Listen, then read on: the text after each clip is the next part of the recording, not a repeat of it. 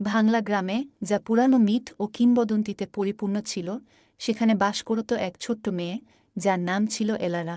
এক কুয়াশাচ্ছন্ন সকালে এলারা ভাংলা জঙ্গলে ঢুকে পড়ল, তার হৃদয়ে অদ্ভুত আকর্ষণ বোধ করছিল।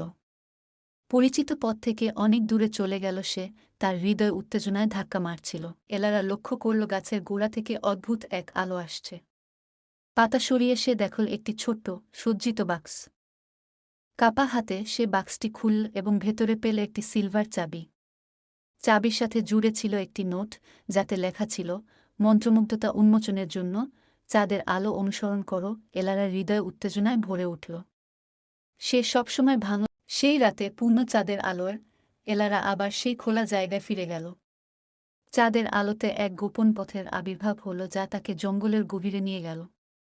পথ অনুসরণ করে সে একটি স্বচ্ছ পুকুরে পৌঁছাল, যার উপরিভাগ চাঁদের মতন প্রতিফলিত করছিল। পুকুরের ধারে দাঁড়িয়েছিল একটি পাথরের খিলান, যার উপর প্রাচীন লিপি খোদাই করা ছিল। সিলভার চাবি দিয়ে এলারা খিলানের মধ্যে আলোয় ঢাকা একটি দরজা খুলল এবং ভিতরে প্রবেশ করল।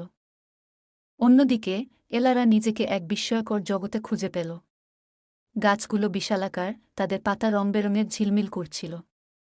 ঝকঝকে নদীধারা ভূমির মধ্য দিয়ে প্রবাহিত হচ্ছিল এবং পৌরাণিক জীব, ইউনিকর্ন, ফিনিক্স এবং ড্রাগন স্বাধীনভাবে ঘুরে বেড়াচ্ছিল। বাতাস মন্ত্রমুগ্ধ সুরে ভরা ছিল এবং আকাশে অসংখ্য তারা ঝকঝক করছিল। এই জাদুময় জগতের কেন্দ্রে ছিল একটি ক্রিস্টালের তৈরি রাজপ্রাসাদ। সেখানকার বাসিন্দারা, যারা সৌন্দর্য ও জ্ঞানে ভরপুর, এলারাকে উষ্ণভাবে স্বাগত জানাল। ভাংলায় এলারার জাদুময় জগতের গল্পগুলো সবাইকে মুগ্ধ করেছিল। সে প্রায় ফিরে এসে তার কাহিনী শেয়ার করত, গ্রামের মানুষদের মধ্যে জাদুর প্রতি বিশ্বাস জাগিয়ে তুলত। ভাংলা